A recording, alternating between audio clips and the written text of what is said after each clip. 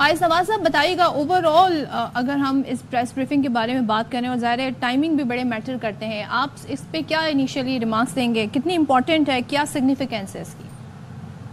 لیکن صدف یہ ایک بہت ہی امپورٹنٹ پریس کانفرنس تھی اینڈ بیڈلی نیڈیڈ آلسو، اور بہت ہی اچھے طریقے سے ڈی جی آئی ایس پی نے اس کو ایکسپلین کیا کہ جو ایک تھا کہ جو ملٹری آپریشن ہونے لگا ہے، بہت زیادہ ڈسپلیسمنٹ ہوگی، انہوں نے بڑا کلیئر کیا it is a counter terrorism campaign, it is not a military operation. اور فرق صرف یہ ہے کہ پہلے صرف فوج لڑائی کر رہی ہے، شہادتیں دے رہی ہے، سول فورسز شہید ہو رہے ہیں اور سویلین شہید ہو رہے ہیں۔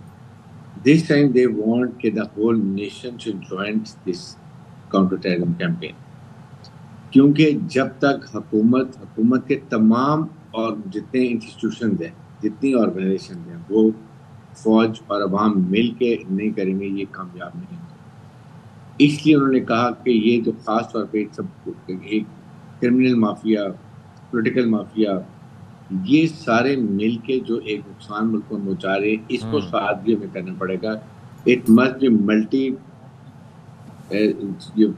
ہونی چاہیے، کیمپین ہونی چاہیے، یا اس کو پرونگ اسٹریٹجی ہونی چاہیے، تاکہ کم از کم اس میں پہلے ہوتا، اس میں مین ایشو یہ ہے کہ یہ جو پیسہ اللیگل آتا ہے، وی مسٹ اسٹاپ۔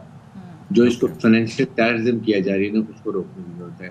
انہوں نے بتایا کہ اس کے اندر آپ کو دیکھیں اربوں روپے کے سگریٹس آتے ہیں، اسمگل ہوتے ہیں، ٹائر اسمگل ہوتے ہیں، پھر بے نامی اکاؤنٹس ہیں، بے نامی پراپرٹی ہے، گاڑیاں جو یہ آپ کی نان ڈیوٹی پیڈ ہیں، یہ اربوں کی تعداد میں آ رہی ہیں۔ تو this whole money is being funnelled towards financial terrorism. اگر ہم اس کو ساتھ نیکسس کو بریک کر دیں گے تو اس سے ہمارے لیے کیمپین آسان ہو جائے گی۔ ساتھ ہی ساتھ ڈسٹرکٹ ایڈمنسٹریشن جو ہے ریسپیکٹو پروونسز کے، وہ they have to also participate. آپ کے سامنے بنو انسیڈنٹ جو ہوا ہے، اگر ایک جلسہ ہوا تھا امن کا، اور اس کے بعد مارچ شروع ہوئی ہے، اور اگر وہاں پر پروونشل گورنمنٹ نے پراپر طریقے سے جو دیوار گری ہوئی تھی، کناٹیں لگی ہوئی تھی، وہاں پر پولیس کو تعینات کرتے، سول فورس کو کرتے تھے، تو کچھ بھی نہ ہوتا۔ بٹ اف یو لیو ایوری تھنگ، کہ آئیں لوگ آ کے اسٹون پیلٹنگ کر دیں، اور آپ کو 200-250 لوگ تھے، ینگ بچے، آپ نے دیکھا کیسے پتھر مار رہے ہیں پیچھے، کیمپ لگے ہوئے ہیں، فوج کے لگے ہوئے، آٹا چینی لوٹنا شروع کر دیا۔ I mean فوج یہ چیزیں نہیں کرنے دے دی، it is really bad, it affect the morale. پھر بھی انہوں نے ہوائی فائرنگ کی، الٹیمیٹلی دے اینڈ، اور ایک صرف زخمی ہوا ہے، اور کوئی 12-13 ایک شہید ہوا، ایک زخمی میں، لیکن اس کو جی پتہ نہیں 50 لوگ زخمی ہو گئے۔ اس کو کیسے سوشل میڈیا پہ، ٹی وی پہ، اس کے بعد آپ نے یہ لیپ ٹاپ کے اوپر شروع کر دیا کرنا۔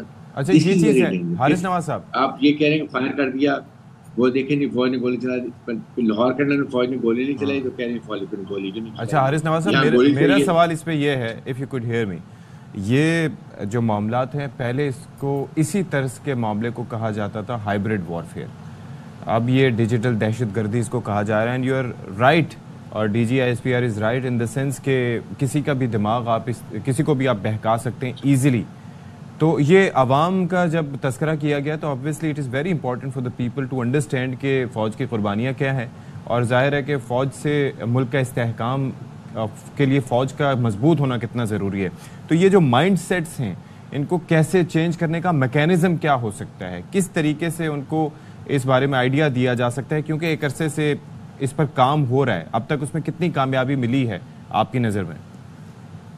اس میں دیکھیں یہ جو ہائیبرڈ وار ہے نا، سب سے پہلے ابھی ہے ہی یہی جس کو 5th جنریشن وار کہتے ہیں، جو پہلے دے ٹرائی کہ وہ عوام کی جو فائٹ نیشن کی ول ہے نا، اس کو بریک کر دیں، اور وہ یہ ہے کہ ایسی فیک نیوز لے کر آئے جس سے فوج اور عوام میں دوریاں پیدا ہو جائیں، ٹھیک ہے، اس کے بعد آپ کی اکانومی ڈاؤن ہو جائے، پولیٹیکل پارٹیز میں آپ ڈفرینسز آ جائیں، وہ آپس میں لڑنا شروع کر دیں۔ Before they go for conventional war, they want to break the will of people of that country, any country. Now, this is what is happening in Pakistan. اس کے لیے دیکھیں، ایک تو آپ نے دیکھا ٹرولنگ کتنی سخت ہو رہی ہے، کیسے سوشل میڈیا پہ کیمپین چلائی جا رہی ہے مسلح افراد کے خلاف۔ جی جی۔ سیکنڈ، اس کے ساتھ پولیٹیکل پارٹیز کو اب چاہیے کہ وہ اس میں ایک اسٹیپ فارورڈ لیں، وہ اپنے کارکنوں کو بتائیں، بریف کریں کہ this is what you are doing ہم ملک میں، جس ملک میں آپ کی اپنی فوج نہیں ہوگی، اس میں دشمن کی فوج ہوگی. Please do remember. اور جس طریقے سے فوج اس ملک میں، آپ کو یاد ہوگا وہ ٹائم حارث نواز صاحب، جب جگہ جگہ بلاسٹ ہو رہے ہیں، دھماکے ہو رہے ہیں، جو قربانی ہم نے دی ہے، اس کی پوری ایک ہسٹری ہے. اگر اس کو کئی سال گزر گئے، ڈزنٹ مین کہ ہماری جو شارٹ ٹرم میموری ہے ہم ان قربانیوں کو بھول جائیں. ابھی بھی کتنے آپریشنز ایسے ہوتے ہیں جس میں ہمیں سننے کو ملتا ہے دہشت گرد مارے گئے، فلاں جو منصوبہ تھا، جی ہاں، اس کو ناکام بنایا. تو یہ مطلب وہ خود بھی کل بتا رہے تھے تعداد کہ 5 گھنٹوں میں ہم ایک آپریشن کرتے ہیں، اور انہوں نے روزانہ کی بنیاد پہ پوری تعداد بتائی کہ تقریباً 100 کے قریب ایسے آپریشنز ہیں جو کیے جاتے ہیں، اور اس میں ہماری فوج کی بھی قربانی ہے، ہماری عوام کی بھی قربانی ہے.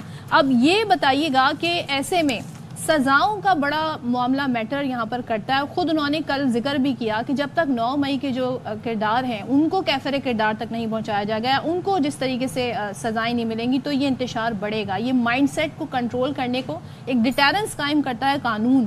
تو اس پر آپ روشنی ڈالیے گا کہ ڈیجیٹل دہشت گردی اور یہ دہشت گردی، اس پہ سزاؤں کا نہ ہونا یا قانون کا اس طریقے سے حرکت میں نہ آنا، اس کو کیسے ہینڈل کیا جا سکتا ہے سچویشن؟ دیکھیں صدف، ڈی جی ایس پی نے یہ اسپیشلی بات کی کہ اگر 9th مئی کے کرداروں کو ٹائم پر سزا مل جاتی تو it would have acted as a deterrence for others not to do, اور وہ یہ بلون انسیڈنٹ نہ ہوتا. اور آپ کتنی افسوس کی بات ہے کہ آپ کو کورٹ نے، سپریم کورٹ نے ان کو ملٹری کورٹس کو میں سزاؤں کو انہوں نے اسٹے کر کے رکھا، اور ابھی تک وہ سب اسے لٹکا ہوا ہے. جوڈیشری کا اس دہشت گردی میں، اس کیمپین میں جو عزم استحکام ہے، سب سے زیادہ رول جوڈیشری میں. آپ نے دیکھیں کاؤنٹر ٹیررزم کورٹس جو بنائے جاتے ہیں، وہ اسپیشل کورٹ جو ہوتے ہیں، وہ ٹوٹل بلوچستان میں 10 ہیں اور کے پی کے میں 14، جبکہ ہزاروں کی تعداد میں کیسز پڑے ہوئے ہیں جہاں پر بنائے جا رہے ہیں. اب آپ مجھے بتائیے کہ اگر ان کو سزائیں نہیں ملیں گی جلدی اور 10 سال لگ جائیں گے تو کیا وہ انکریج ہوں گے؟ وہ کہیں گے کوئی بات نہیں، کچھ بھی نہیں ہو رہا، ہم آگے اور ایسی حرکتیں کرتے ہیں. We are practically talking about the judicial system here. بنائے گئے تھے کہ ان کو سزائیں دی ملٹری کورٹس نے، لیکن ساتھ ہی شاور ہائی کورٹ نے سب کچھ چھوڑ دیا. سو آپ کو judiciary is a part of this campaign. یہ کاؤنٹر ٹیرر کیمپین میں مدرسوں کی ریفارم بہت ضروری ہے، جوڈیشل ریفارم بہت ضروری ہے، اور پھر پوری قوم کی جتنے organization they have to work together. پیسہ مت آنے دیں، اس کے بعد عوام کی حمایت حاصل کریں، اور پھر جا کے ڈیولپمنٹ بھی کریں. اسی ایک کمپین کا حصہ یہ بھی ہونا چاہیے کہ فاٹا میں ڈیولپمنٹ کریں، روڈز بنائیں، ہاسپٹل بنائیں، انڈسٹری لگائیں، اسکول کالج، تاکہ بچے وہاں مصروف ہو جائیں، ان کو جاب مل جائے. یہ جو آئیڈل مائنڈ ہے، ڈیول مائنڈ، تو وہ پھر جا کے ہوٹل جیسی ان کو ہائر کر دیتی ہیں. اس لیے یہ ملٹی پرونگ اسٹریٹجی لگائیں گے تو یہ بات بنے گی. اور اس میں پوری قوم کو، پولیٹیکل پارٹی کو چاہیے. دیکھیں سب سے زیادہ جو نقصان ہو رہا ہے کے پی کے بلوچستان میں ہو رہا ہے، اور کے پی کی party P T I, A N P, اور اس کے ساتھ آپ کے مولانا فضل الرحمان، تینوں نے مخالفت کریں. دی ڈونٹ انڈرسٹینڈ کیا لوگوں کو مرتے دیں گے. لیکن بریگیڈیئر صاحب، میں ایک اور چیز کہنا چاہ رہا تھا، میں یہ عرض کر رہا تھا کہ یہ دیکھیں بات یہ ترقیاتی منصوبے بہت ضروری ہیں، خاص طور پر اس علاقے کے لیے. کہا یہ گیا تھا کہ سالانہ 100 ارب روپے خرچ ہوں گے، ٹھیک ہے، لیکن 2019 سے 23 تک کی مثال لے لیں یا 22 تک کی مثال لے لیں، 400 ارب روپے کی بجائے پتہ نہیں 100 سمتھنگ ارب کچھ خرچ ہوا بمشکل. تو وہاں پر بہت علاقہ بیکورڈز ہے، وہاں پر بہت کام کرنے کی ضرورت ہے تاکہ وہ دوسرے شہروں کی، دوسرے صوبوں کے برابر آ سکیں. تو آپ کی نظر میں یہ ایک بڑا کلیدی فیکٹر ہے جس جانب آپ اشارہ کر رہے ہیں. تو اب کچھ سوچا گیا اس سے متعلق، آپ کو نظر آ رہا ہے؟ اس میں دیکھیں ستی بات یہ ہے، آپ کو دیکھیں 1500 ارب روپیہ ہم نے ڈیولپمنٹ فنڈ کے اندر رکھتے ہیں. آپ کو جب آپ قرضہ لے کے اتنا پیسہ لوگوں کو، M N A M P کو بانٹ رہے ہیں، ڈال آؤٹ کر رہے ہیں تاکہ وہ پیسہ کریں، یہ آفیشیل ڈرائیو بھی بن جاتی ہے. آپ کہیں جی 500 ارب روپیہ ہم جو آن گوئنگ پروجیکٹس ہیں ان کی کمپٹیشن بھی رکھیں گے. 1000 روپیہ آپ 1000 ارب نکالیں، اور اس میں سے آپ کہتے ہیں یہ 300 ارب روپیہ ہم نے فاٹا کی ڈیولپمنٹ کے لیے دے دیا. اس سے دیکھیں کتنا فرق پڑے گا. باقی 700 ارب روپیہ وہ اگر آپ کہیں گے کہ ہم نے جو ٹیکس لگائے ہیں، یہ اس کے بجلی کا ٹیکس ہے، گیس کا ٹیکس ہے، پیٹرول ڈیزل کا نہیں لگائیں گے، ہم نیچے پورا کریں گے. تو I M F world bank کبھی بھی آپ کو یہ نہیں کہے گا کہ جی آپ نے ٹیکس لگائیں. وہ کہیں گے ہمیں تو پیسہ چاہیے، اگر آپ پیسے جنریٹ کریں کلیئر بیٹھیے اپنی. تو یہ چیزیں ہیں حکومت کے کام کرنے کی. عوام اس لیے ان کو لے کر آتی ہے کہ ہمارے مسائل حل کریں، نہ کہ ہمیں اور مسائل میں دھکیل کے رکھیں. سیکنڈ یہ کہ یہ آپ کے سامنے ملک میں اتنی مہنگائی ہے، لوگ انریسٹ ہیں، پریشان ہیں، یہ فیک نیوز کو یہ زیادہ ان کو ہٹ کرتی ہے. That will they accept all these thing. اگر وہ خوشحال ہوں گے ایسی خبروں میں نہیں جائیں. ایسے ہی بریگیڈیئر ریٹائرڈ حارث نواز صاحب، تھینک یو سو مچ، آپ نے اپنا وقت دیا. اور D G I S P R نے یہ بھی کہا کہ اس طرح کے انٹریکشن ہم کرتے رہیں گے اور جس طرح کا پروپیگنڈا کیا جاتا ہے اس کا پھر جواب بھی بھرپور اس حوالے سے دیا جائے گا.